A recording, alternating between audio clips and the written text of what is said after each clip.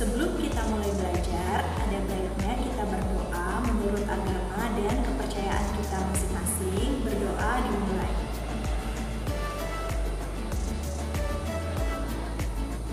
Berdoa selesai. Hari ini kita akan melanjutkan belajar tema 5 ekosistem, subtema 1 komponen ekosistem, pembelajaran 1. Bagian hidup dan tak hidup pada sebuah lingkungan saling berinteraksi dan saling bergantung satu sama lain.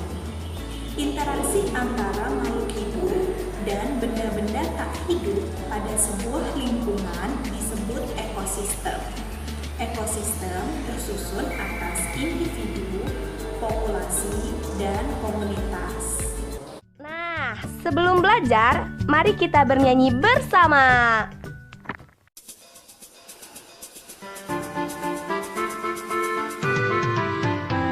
Pada hari ini kita belajar bersama tentang komponen-komponen ekosistem kita, lingkungan alam dan juga lingkungan buatan, danau, gunung, sawah, sungai dan juga lautan. Hey, yo ayo ayo ayo ayo kita belajar. Yo ayo ayo ayo kita bergembira. Yo ayo ayo ayo ayo kita belajar. Yo ayo ayo ayo kita bergembira. Agar lebih bersemangat, ayo kita bernyanyi sekali lagi.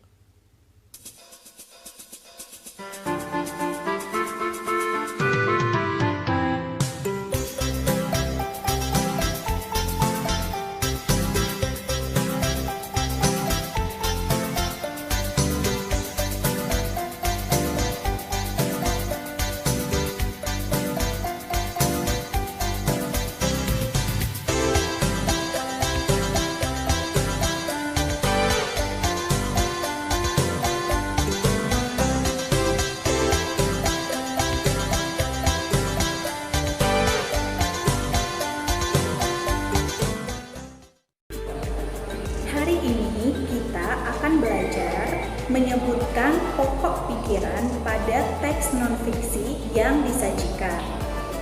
Yang kedua, membuat tulisan tentang jenis makanan hewan. Dan yang terakhir, menjabarkan jenis makanan hewan. Sekarang, coba kalian perhatikan kedua gambar yang ada di layar. Perbedaan apa saja yang dapat kalian jelaskan dari kedua gambar di layar? Gambar pertama merupakan bagian atau komponen tak hidup. Contohnya adalah udara, air, cahaya, angin, tanah, curah hujan, dan lain sebagainya. Semua wujud materi ini berbentuk energi dan materi dalam ruang lingkup ekosistem. Gambar yang kedua merupakan sebuah ekosistem karena terdapat bagian hidup dan tak hidup pada sebuah lingkungan yang saling berinteraksi dan saling bergantung satu sama lain.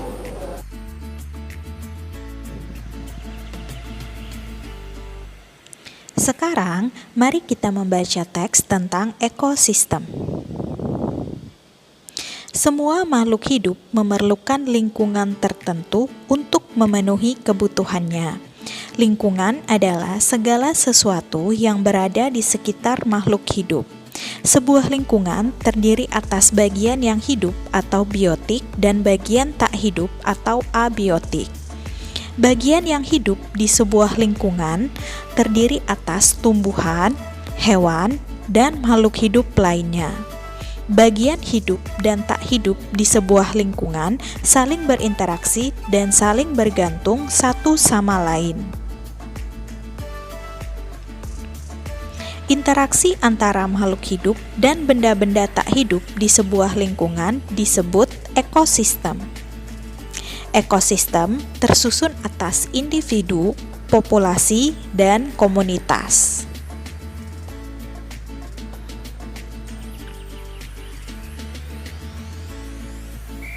Apa gagasan utama dari teks yang telah dibaca tadi?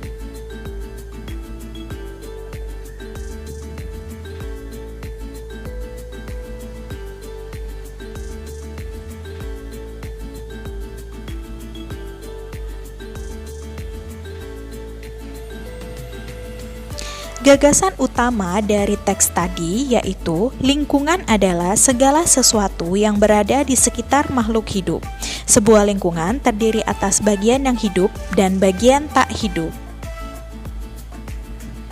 Dari teks tadi kita tahu ekosistem tersusun atas individu, populasi, dan komunitas. Contoh dari individu yaitu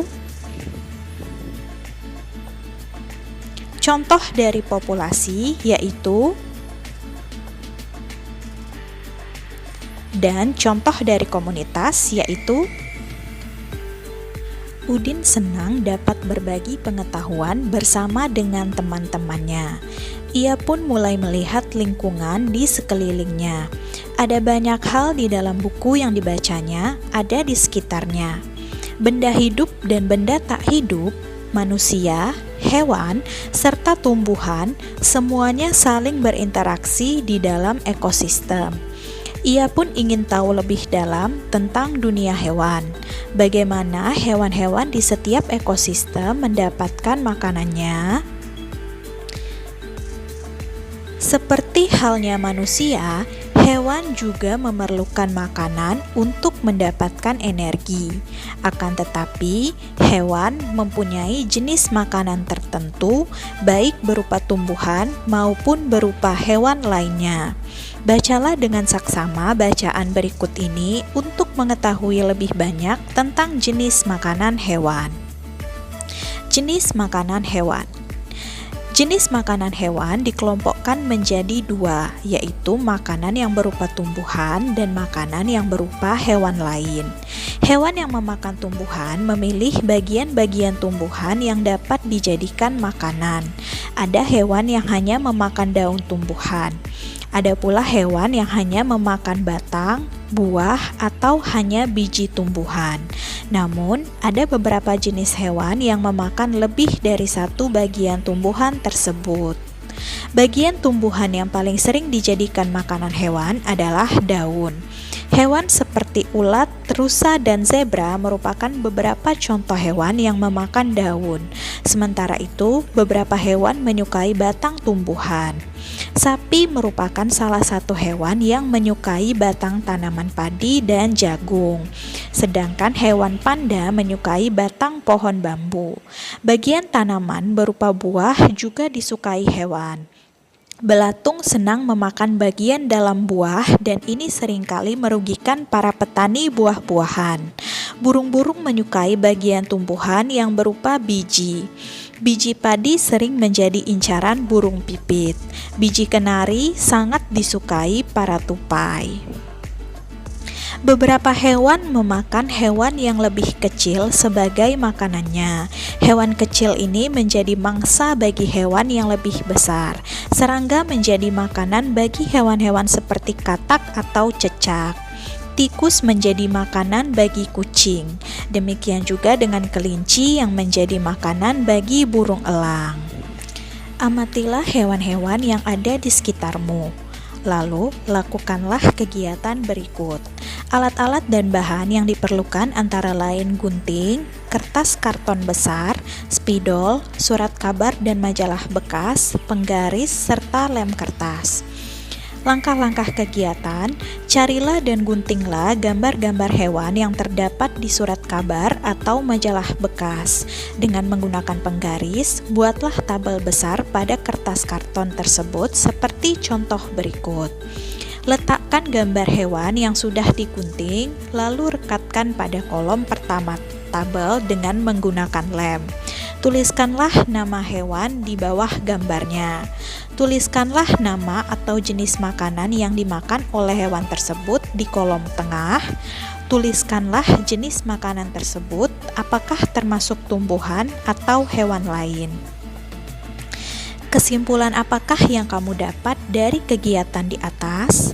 Tahukah kamu mengapa hewan memiliki jenis makanan yang berbeda-beda? Setiap hewan memiliki ciri khas yang juga memengaruhi jenis makanan yang dimakannya. Bacaan di atas merupakan bentuk teks non-fiksi. Teks non-fiksi adalah teks yang berisikan hasil pengamatan, data-data, dan fakta, serta bukan merupakan hasil imajinasi kita. Baiklah anak-anak, cukup sekian materi yang bisa Ibu Ersi jelaskan. Pesan yang ingin Ibu sampaikan, jika engkau tak belajar bersabar dalam pahitnya kegagalan, engkau tak akan sampai pada manisnya keberhasilan. Nah, anak-anak, tetap semangat belajar dari rumah ya. Ibu akhiri, wassalamualaikum